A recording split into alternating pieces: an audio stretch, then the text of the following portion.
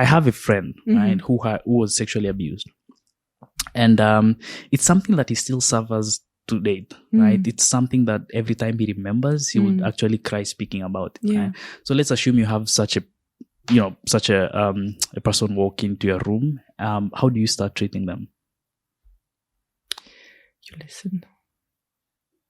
You listen. I think maybe what brings him to the room is what you just mentioned before. Maybe he wasn't heard before, or his feelings weren't validated, or he tried to push that away, or lots of reasons, or he felt ashamed, or she. I don't know if you said he or she, Yeah, or it's a him. So, or he felt like it was his fault, and now maybe he reaches a time or an age where he's able to get some clarity on some things, and he wants to understand it better. What is coming from him? What is coming from outside? So these might be different types of questions that you want to hear with him and to see with him. But doesn't it scare you? In the fact that most of the times all you need to do is just sit down and listen to them, and most of the parents usually neglect that, and it creates all this suffering to a person's life.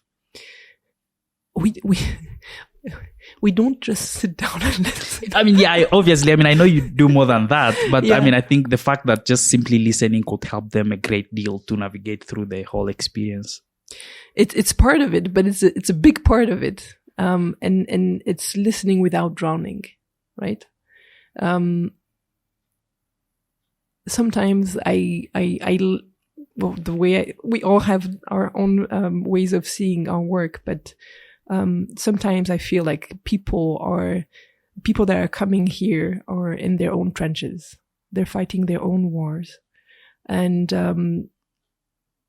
they're coming and they're telling you about it. And basically, sometimes you just hear a voice, and and there's kind of shouting from their own trenches, and your job is to go and look for them. And then once you're able to see each other and to see how you can pull them out together out of that trench. So it's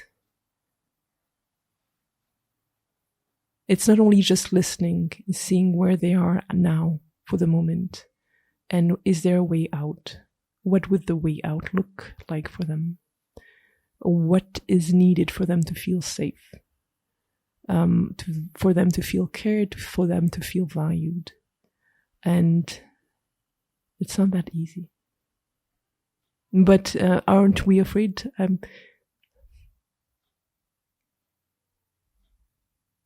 We need to feel. I mean, if you don't feel, then you won't be able to hear the voices.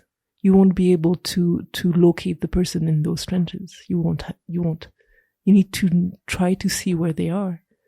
But it doesn't mean that you are in the trenches. You're just outside, but you're there to try to find them. And yeah, this is how I see it.